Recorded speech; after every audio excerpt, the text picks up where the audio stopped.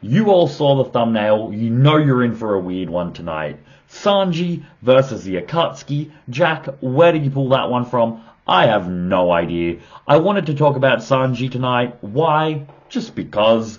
But I wanted to make it a little bit more flavorful today, and I wanted to do a crossover gauntlet battle with the Akatsuki. Why the Akatsuki? Probably because they're my favorite group of characters in fiction. Why did I want to do a crossover battle in a gauntlet style? We've been doing lots of gauntlets on this channel. If that's something that you guys like, go check out the rest of my videos. In all of the how strong characters are, I've been playing a little game at the end where I rank them compared to a group of characters in their verse. But today we do something a little bit different, a little bit special, and we spice it up by making it a crossover. If you don't like this type of thing, have no fear. When I do Sanji's just direct video on how strong he is, we'll do a little game there as well where we discuss, maybe the warlords or something. That's neither here nor now. Exactly. I completely blanked on that. It's late here. I'm tired. Let's see what we can do though. Let's start it up. We're gonna see how far Sanji can go with all his wins. So we're gonna start with the weaker characters of the Akatsuki, so bear with me here for a little bit. Sanji versus Zetsu. I don't think I need to talk about this one very much. Sanji has insane levels of durability after 1-0. Thanks to the genetic modifications on his body, he's powerful enough to deflect when swords strike him, they shatter on impact. We're not talking about sword slashes by random riff-raff characters either. We're talking about people like Yonko commanders like Queen, whose physical strength has been augmented through his cybernetic additions to his body. Meaning Sanji's durability at this stage is insane. I don't think Zetsu has anything in his arsenal that can even damage Sanji's body. Zetsu's main claim to fame is his evasion, being able to go into the earth to dodge attacks, and being able to use wood style to absorb someone's chakra. In this fight up, there's nothing for Zetsu to absorb. If this was a fight like against a Bleach character or a Fairy Tail character, and we were going into Ryatsu and like magic and stuff like that, maybe we would give chakra absorption to the Naruto characters. But in this case, there's no sort of magical power going through Sanji. There's nothing to absorb. He's also a fire user, Zetsu's kind of weakness, being able to burn away the wood style. And I just think even if we just, he wouldn't even need to rely on this, but even if we just went straight to Ifrit Jumbe, Zetsu's just been taken out immediately. It is also important to know that these battles will be taking place in a Roman Colosseum, so it's kind of, it's all out in the open. There's no advantage in terms of environment to anyone, so I think Zetsu just gets blitzed. Sanji is an incredibly fast character. I don't like going into the specs for speed in series because it gets very nebulous. If you look at Naruto, there's some claims and quotes that they're light speed as Genin, thanks to the battle with Haku being able to transport themselves between mirrors at light speed. Now, yes, they're transporting at light speed, but then still have to throw Senbone. But still, I don't think people understand how fast light speed is and what that should mean for those characters. One Piece has the same thing where just the first arc post-time skip, they're dodging lasers fired off by Pacifista and then get dozens upon dozens of times stronger from that time, meaning they should be well above light speed as well, and that is just too nebulous. All we can say is that I believe that with the exception of probably Itachi, I think that Sanji is quite easily faster than everyone in the Akatsuki. We get claims in One Piece that Sanji is so fast that Queen himself thinks that he is turning invisible, that he has gained the effects back from his raid suit to turn invisible just through sheer speed once his genetic enhancements are awakened in his body. That is an insane level of speed. We have things like dodging lasers and stuff, even if you don't want to say that it's light speed, dodging lightning attacks and all this type of stuff. I do believe that he is faster just narratively than the Naruto characters that we'll be talking about in the Akatsuki. I don't even think Itachi is faster than him, but Itachi has some insane speed as well, being able to form hand signs before Kakashi can even perceive it. So Itachi, when they clash, will kind of give them equal speed, but otherwise we have to assume that Sanji is going in with the speed advantage, which is important to discuss. Don't click off. Don't think, Jack, he's just going to speed blitz everyone. That's boring content. I don't think that. I'm not going to be going along those lines just because of how nebulous I was saying that speed is. And that's a pretty boring way to do this. I want to make this enjoyable. At the end of the day, this is a game for me to discuss all this. If you can't already tell, these videos are straight off the cuff. No script that I'm reading off. I do that just to kind of differentiate my channel to others. This is something where I can more excel in while being more limited in time to do more better fancy production stuff. So please bear with me if this is something you're not used to, a little bit more raw, I guess you could say. But this is me kind of bringing something else to the table. So he gets the win over Zetsu. God's sake, we're only on the first Akatsuki member. Let's speed this up a little bit. Let's go into Konan next. Now, wait, Jack. Konan, Sanji didn't get very far into this gauntlet. Sanji, big massive red X, you lose, buddy, against Konan. Yes, in character he would lose. We all know he would lose. He can't bring himself to strike a woman.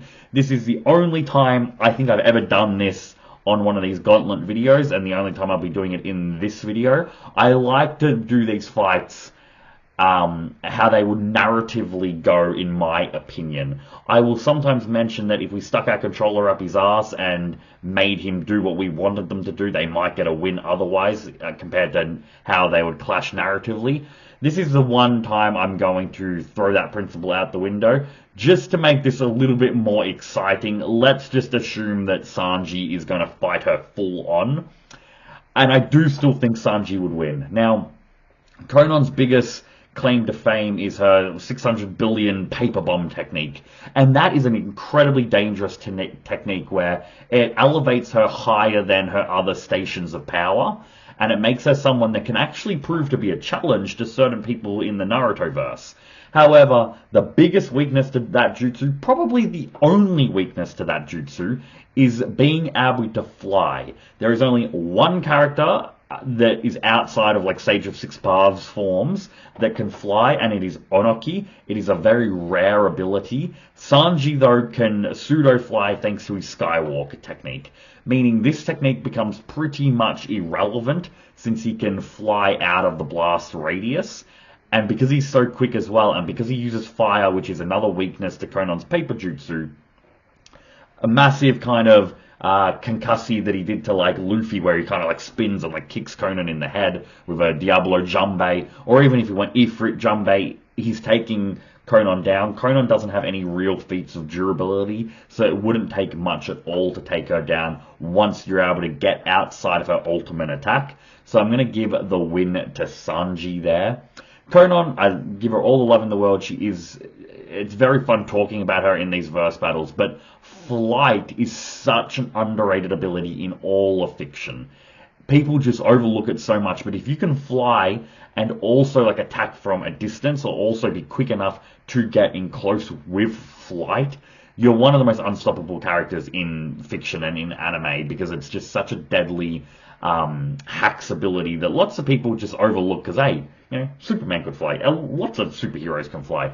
But it is really, really underrated, and it needs to be discussed more than it is.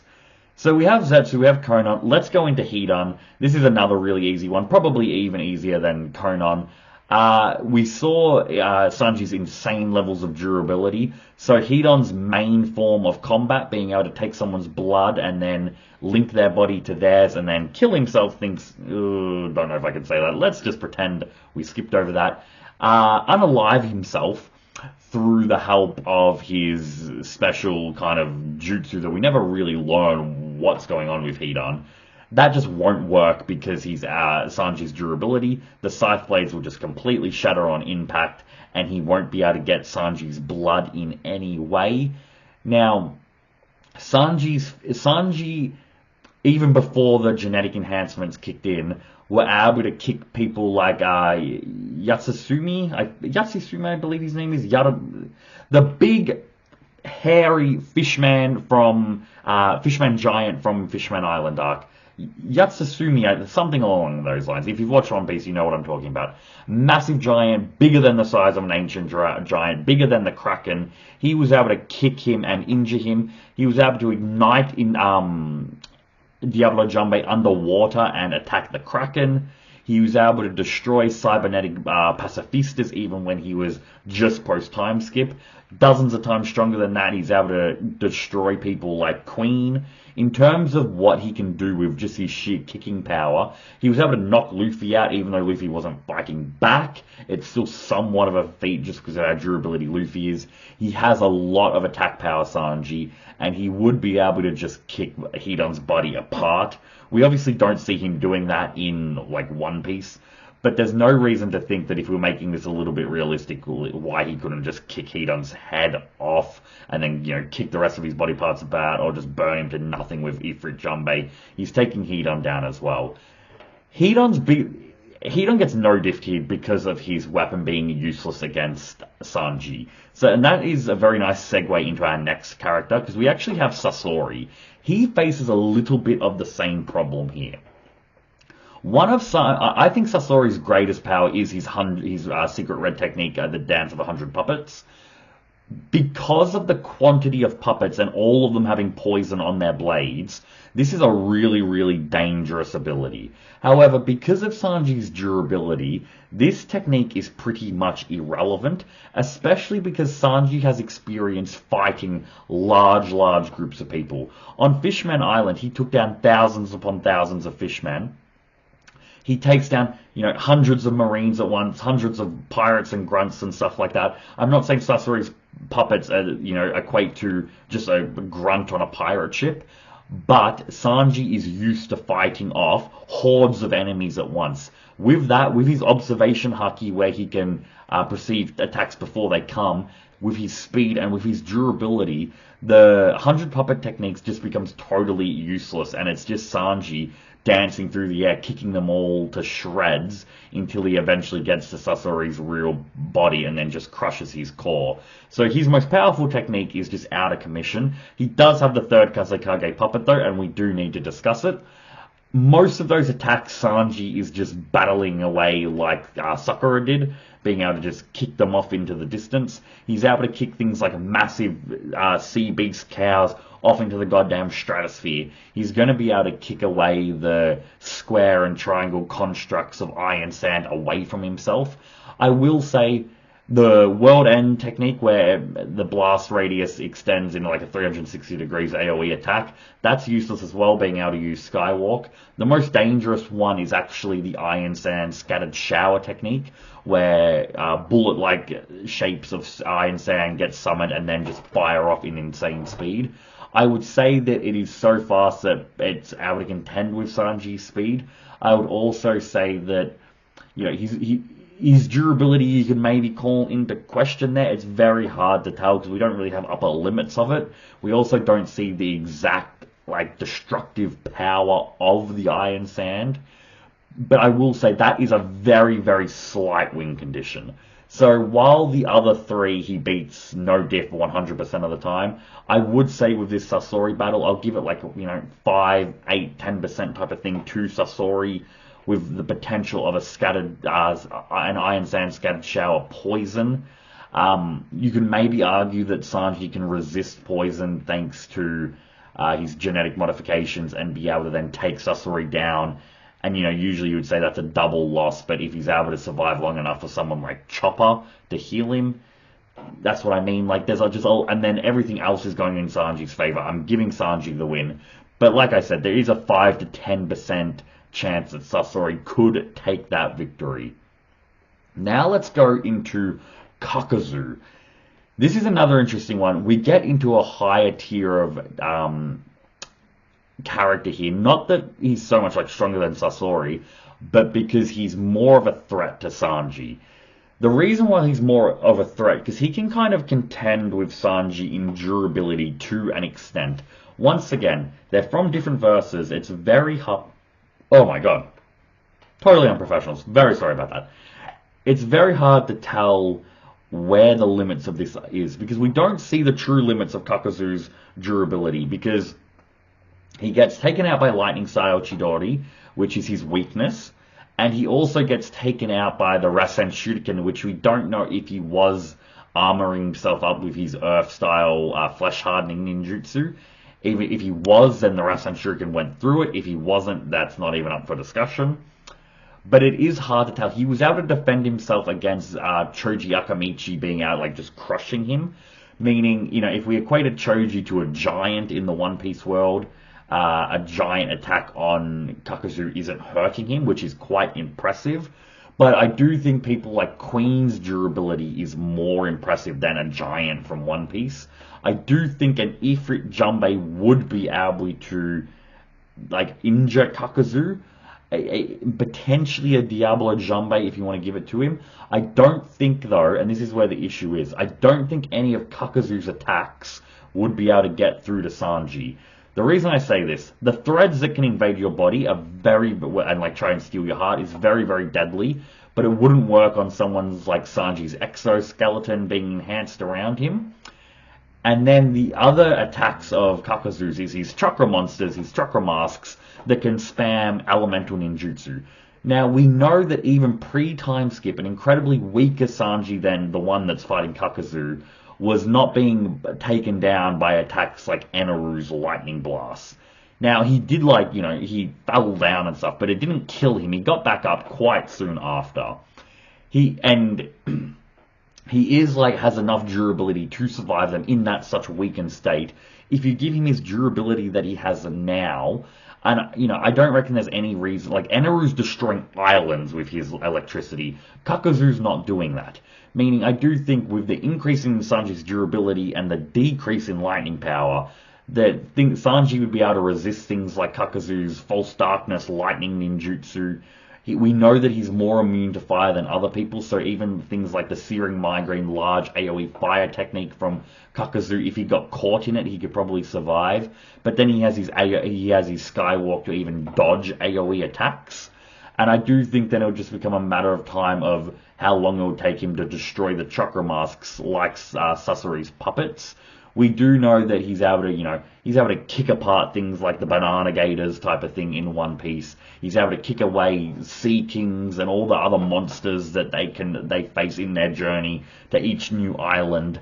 So I do think that Sanji has enough, like, I'm not saying that Kakuzu's chakra monsters are weaker than a Banana Gator, but he does have experience beating monster-type creatures. And if the elemental techniques aren't going to be enough to get through his durability, it's just a matter of time before he takes them out to then solely focus on Kakuzu one-on-one and get the win that way. If we had weakened Sanji's durability down a little bit, I actually think Kakuzu might get the win here. Just because he has a lot of things going from massive AoE attacks from numerous directions, the threads being able to pierce and invade Sanji's body, being incredibly durable himself so he can protect himself a little bit from Sanji's attacks, it would be a lot more even. I'm going to be doing a video in the future, maybe even my next one or maybe in the next couple, of doing a potential what if with Kakuzu. Because his Forbidden Jutsu is very, very much potentially one of the most broken things in the series if we kind of got headcanon-y, fan-fiction-y into it. So that's something that's coming in the future. So make sure to like, share, and subscribe if you do like content like that and you wanted to see more about Kakuzu. But let's go into Deidara next. Now, this is an interesting opponent because this is the first one we're getting into with a very higher win rate than everyone before him. And it's interesting because it's only from one technique. In a lot of ways, other than that one technique, he actually is doing worse than Kakuzu and Sasori. Deidara's main ability is being able to fight from long distance while flying on his clay bird constructions and firing off explosives down on people to weaken them with his clay dragon, etc., etc. Being able to create centipedes and stuff like that to, restrain and blow up his target. The issue is here that Sanji can fly. This is what I mean with the Conan fight as well. This is really, really a struggle for Deidara because he doesn't encounter anyone like that. And with his speed, and Deidara's biggest claim to speed, it's not fighting with Sasuke, because he spent most of the time just hovering in the air, staying out of Sasuke's distance. It's probably his fight with Gaara. The only reason, and that isn't impressive, being able to keep away from Gaara's sand for so long, but they were very far apart, meaning there was more time to react to Gaara's sand, trying to crush him, meaning it was more time to dodge, rather than if they were kind of like just a few meters away from each other, like, duking it out with fisticuffs. So I do think that Sanji is just significantly faster than Deidara and would be able to just close the distance instantly thanks to his ability to fly. Probably how I would think it would go narratively, Diablo Jambe, boom, Deidara gets shot into the Colosseum, really, really injured, but then buys some time by, maybe summoning those clay human, homunculi type of things to kind of slow Sanji down very briefly to activate his C4 Karura. Because this is the one that's the problem. C0 isn't. I reckon the C4 Karura is much stronger than his ultimate C0 technique. Because Sanji can fly, he can get around that. Probably not by flying, away kind of horizontally, for a lack of a better term, away from the blast, but flying up.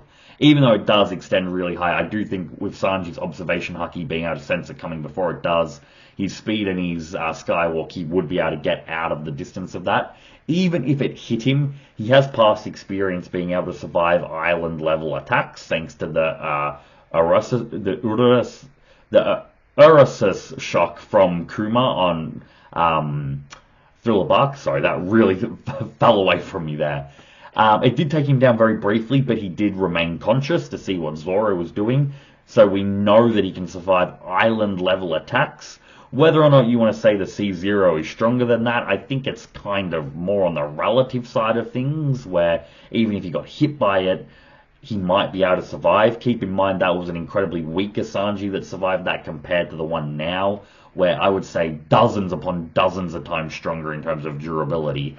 So he could even survive C0. C4, though, is a microscopic bomb that gets into your body and destroys you at the cellular level. No amount of durability is saving you for this. And his exoskeleton is, there's no reason to think why the microscopic bombs wouldn't enter Sanji's body. The only redeeming quality in Sanji's character here, though, to defend against this is, one, his observation haki, knowing that something's wrong. He could sense the danger coming before it does. The C4 also takes a lot of time to, get to its full size and then explode. Even though Deidara can do it to a smaller level, against someone like Sanji and how fast he is, you do need to make it as big as possible to get that massive AoE range of power here. I do think, though, with, Sanji seeing it happening, being like, oh, he's a very kind of smart, strategic character, Sanji, kind of thinking, that's a problem, I need to stay away from this, and then be able to sense danger, and then sense what's coming at him, not necessarily the specifics, but sense, oh, there's a dangerous, kind of cloud of energy coming my way. He would probably be able to just dodge it with Skywalk and get out of range. If you remember, that's how Deidara survived. He is susceptible to his own attack here, and he needed to stay floating outside of the range of his attack. And because Sanji can fly, he should be able to do something very similar after sensing the dangers, thanks to his observation haki. So I think after that, he would just take Deidara down. If we were playing with our controller up his ass as well, just an immediate Ifrit Jambe, there's no reason why Deidara would survive an attack that powerful. But narratively, just what I said before is how I think the fight would go. But he's doing pretty good. He's taken down Sasori and Deidara. He's taken down Kakazu and Hidan. He's taken down Konon and Zetsu. There's just 4 characters left. How far will he get? Let's go into Kisame first. Actually, I should say the Deidara thing. Just in case Sanji couldn't get away from the C4 Karura, maybe 20% victory chance for Deidara. With Kisame, I do think Sanji wins. Spoiler alert, I'll get into why. But probably 30 to 40% in Kisame's favor of potentially getting a win here. I will say, I think Kisame is one of my favorite characters in the whole series, not just the Akatsuki. I think he is the most powerful character in the Akatsuki that isn't an Uchiha or doesn't have the Rinnegan. I also think that he's a character that can beat characters more powerful than himself. I did a video quite recently about Jiraiya versus the Akatsuki. If I remember, I'll chuck it up on screen. And I'm going to give you a little bit of a teaser here. I actually had Kisame go over Jiraiya in that fight. I don't know if that's a shocking take, but I do reckon this man is incredibly powerful. So this is an impressive feat for Sanji.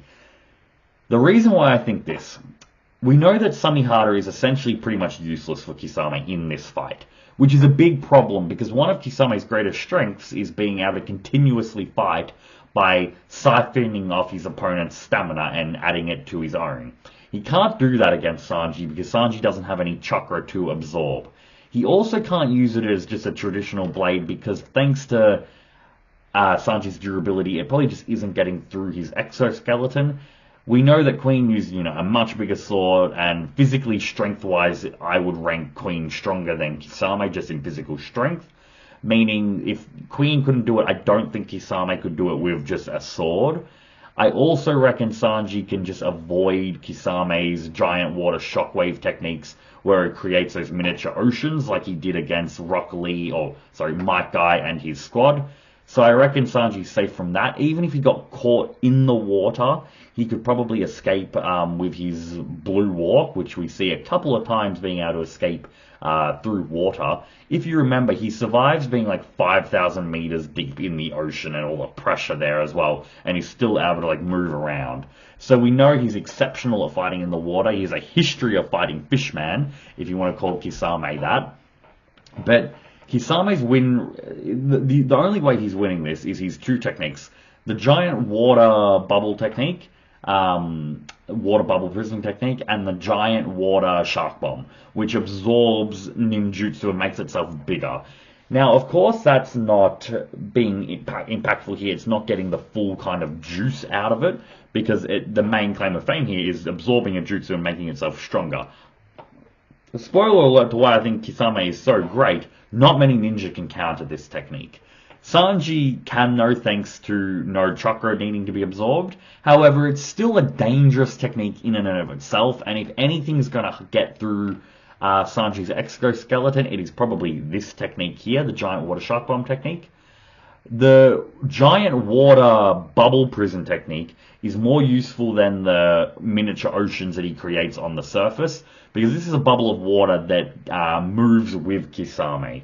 And even though Sanji is incredibly fast and faster than Kisame on the land, once Kisame merges with Samihara, even if he's not absorbing chakra, that gives him a boost as well to his already enhanced speed in the water, making him fast enough to probably contend with Deidara here. Sorry, not Deidara. We've got the two blondes. I'm getting them mixed up. But to contend with Sanji. However, like I kind of briefly mentioned before, Sanji can ignite Diablo Jumbe underwater, meaning he can ignite Ifrit Jumbe underwater as well, meaning the moment that Kisame just makes the slightest slip up, he's being taken out by this technique, probably thrown outside of his own water bubble, making the technique break, and then Sanji can then attack him on dry land and get the victory. There is a chance, though, that with his enhanced speed, he can maybe get around Sanji and get him with a giant water shock bomb jutsu, or even maybe the 1,000 shark bombs in the giant water prison. We don't see him ever do that, but I don't see why he couldn't. That could be a very deadly combination of a duo of jutsu. So I would give it maybe 30-40% in Kisame's favor, but you might just argue that Sanji can just blitz himself out of the water prison, that he's that fast. But it is, it is more of a fight between those two. It's something I would actually like to see on the screen if we ever had like an ideal world where crossover battles were being animated. But I would give it to Sanji still, like I said, 60 to 70% in Sanji's favor. So now we only have 3 left, and they're the hard hitters of the Akatsuki. We have Pain, we have Itachi, and we have Obito.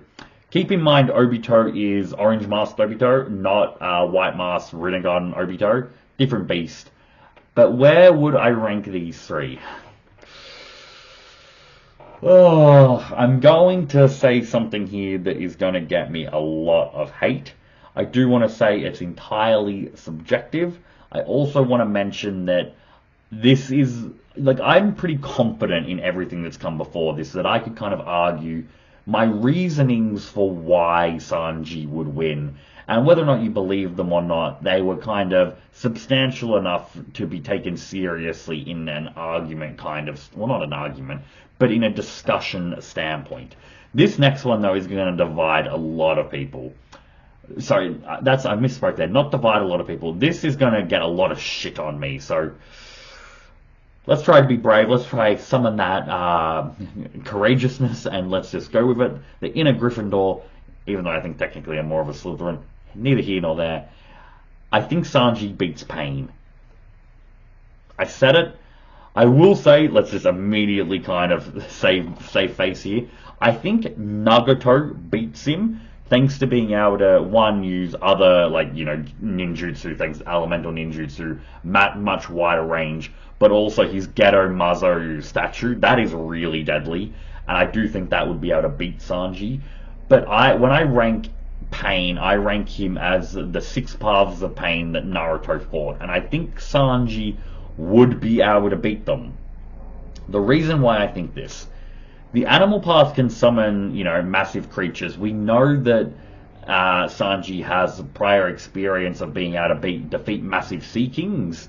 Now, yes, that doesn't necessarily mean they equate to, you know, other kind of summonings that can use magical powers, but I do think it's somewhat relevant. Like, the Kraken and stuff like that are much bigger than most summons that we see in Naruto.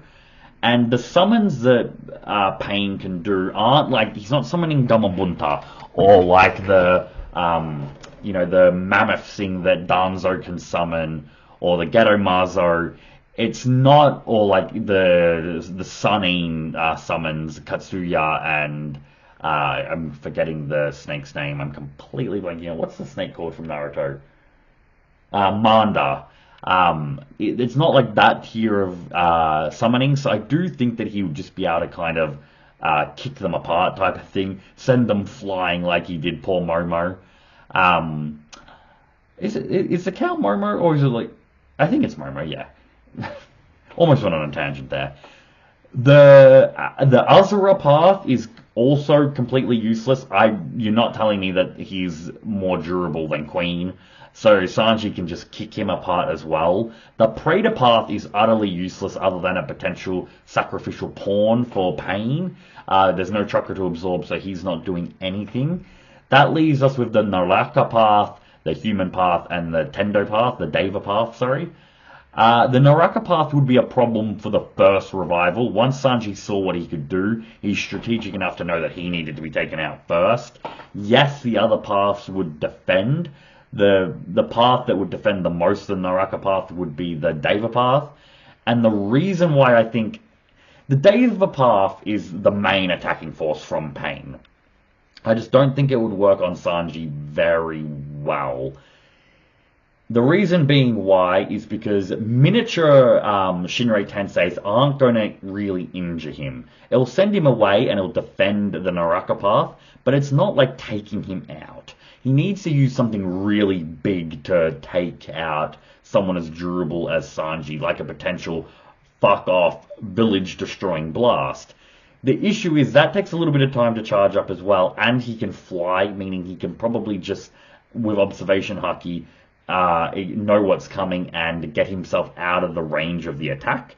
And then he's even more powerless, the Deva path, because he's vulnerable thanks to his cooldown period. Or the not universal pull, the planetary devastation technique, which I think Sanji's analytical enough to realize the core of that is the strength of it, and that he needed to destroy that core, and I think an Ifrit Jumbe would be able to do it. We know that Zoro is able to cut down people like Pika, who is like a mountain-sized, colossal statue man. So I think that he's a rock assimilation human to be accurate, but whatever. And, you know, if you want to say Zoro's stronger than Sanji, that's fine, but I think they're relative in their attacking power, and I think that Wano Sanji slaying Queen would be strong enough to kick apart a mountain like that. We see Dart being known to punch mountains apart. Don Jinchao can destroy continents with his dragon drill technique.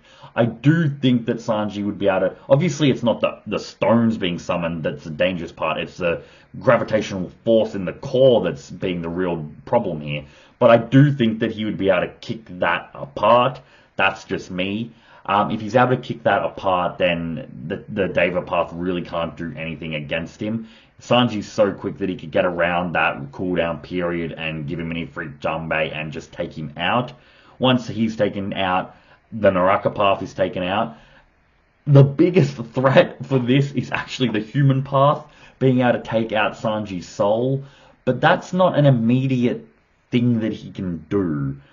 It's like it takes a while on stronger opponents, so he needs to be held down a little bit. If for whatever reason someone with no chakra, it takes longer to take a soul, it's quicker to take a soul, maybe. So there is, there's not just a slight chance that Pain wins because of that. There's also the numbers advantage, plus the summoning advantage as well, so the numbers are even greater, that maybe Sanji just gets overwhelmed there. I would say their shared vision kind of becomes a little bit irrelevant because we know Sanji can move so fast that it's like he's invisible, meaning that the shared vision probably wouldn't come in handy. But I do think, like Kisame, it's a 20 to 30% chance in Pain's favor, maybe 40% if we want to be more generous. But I do think Sanji wins that. Tell me if there's some kind of legitimacy in what I'm saying there, and let me know down in the comments. And if you want to roast me, go right ahead. This is the platform to do it. These are the videos where I'm putting my neck on the chopping board type of thing in terms of opening myself up to be criticized, because they're such wacky kind of battles that it's really going to bring that on. So please, I'm fully cognizant of it. Leave it all down in the comments. See which one of you can actually pop me with the insults coming. I will say though, for all you Naruto lovers, Naruto was my first love, have no fear. This is where the gauntlet stops.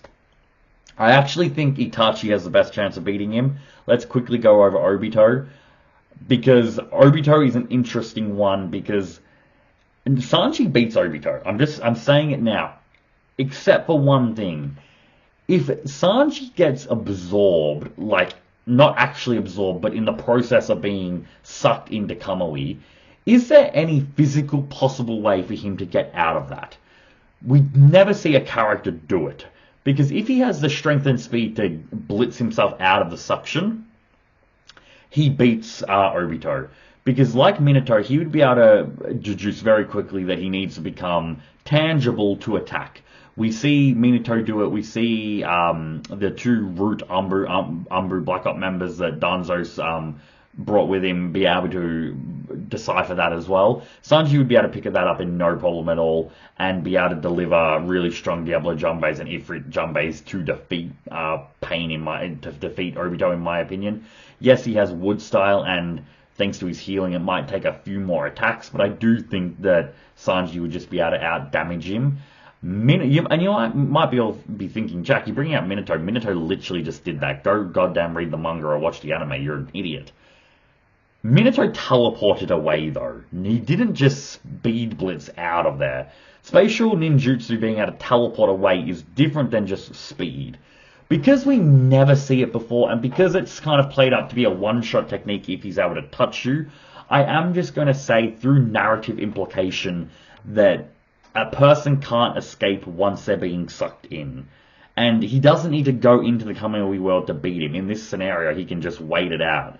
Have to be months and months since Sanji is used to being starved, but he can just wait till Sanji dies of natural causes. He's in no rush. He gets the win. Sanji can't defend himself. He's out of the ring. It's a Royal Rumble. He's out of the Colosseum. So I reckon Obito wins that fight. I will say, though, if you're under the impression that Sanji can escape the Kamui suction pull, then I would give it to 90-85% chance Sanji would win.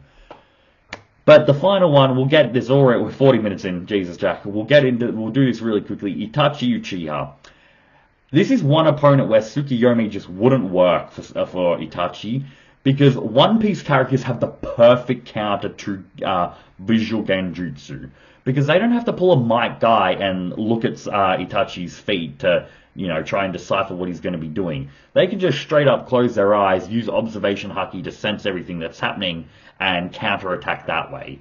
So this is one fight where Tsukuyomi isn't coming in handy for Itachi. Amaterasu, can't believe I'm saying this, is actually more useful for Itachi. But they're relative in speed, which is going to, that's what I just assumed from what I said in the beginning. They're relative in speed, which is going to become a talking point in a minute. Because not the only way, but the main way, to make this a little bit shorter, the main way Itachi defeats Sanji here, Itachi's smart enough to realize the threat that Sanji is Itachi Susanoo. The Yatamira can deflect everything. We've never seen anything pierce it, so in my headcanon, it deflects absolutely any technique, meaning Ifrit Junbei will not hit it, meaning that you might be saying, well, yes, it won't, the Yatamira will defend Itachi, but maybe Sanji can use his speed to get around the Susanoo and attack him from that way. And that is where we get into the speed being relative. Because of the speed being relative, Itachi would be able to sense what's happening. And even though Itachi can't use Genjutsu on Sanji, he can still use his own Sharingan to do observation haki things like the enhanced perception. So he can also read Sanji's moves, meaning he could either spin the Yatamira in to block Sanji. If the Yatamira can't move that quickly, he can also use Amaterasu to defend his blind spots. And you might be saying, well, Sanji has, fire resistance. Even though Amaterasu takes out no one in Naruto, it's still inextinguishable flames that are able to burn through the fire-resistant Toad from Mount Miyaboku, the Toad Mouth Bind technique, and it literally burns for 7 days. It would eventually just take Sanji down. He would understand and sense that he can't be hit by it, meaning he would have to get some distance, meaning Itachi can stay protected. And the moment Sanji slips up, the Totsuka Blade, in my opinion, is going just through the defense. To me, the Totsuka Blade is kind of an anti-durability weapon because it kind of attacks your soul and essence. So I do think that the Totsuka Blade just pierces Sanji. Whether or not you think Sanji's too fast for that or can just get distance thanks to Skywalk, Itachi's Amaterasu, he would be able to fire that at him to kind of get him in range, even his other like Fireball, Ninjutsu. And I do just think that there's just more credence to Itachi winning. It's not a slam dunk. Like, I would only probably say maybe 70 to 60% likelihood in Itachi's case to win, but I do think Itachi takes it. So I think Deidara takes down 8 out of 10 of them. The Pain one will be incredibly controversial. The Obito one, like I said, if the suction doesn't work, it's about a 90 to 85% chance Sanji does win. And against Itachi, I reckon it's about a 60 to 70% chance that Itachi takes it, for the reasons I listed below. Guys, this has been a treat making. We went about as long as I expected for a topic like this. You need to give it more time. It was a pleasure to play this game with you, to do this gauntlet, to see where all the strength is. Let me know down in the comments, so what are all your crazy ideas of gauntlet battles, or even just verse battles, that we can do between characters? I cover the big 3 on this channel. I do how strong people are, gauntlets, verse battles, you name it, anything like that, we cover it here. If you've enjoyed the video, make sure to like, share, and subscribe. Have a lovely night, everyone. Peace out.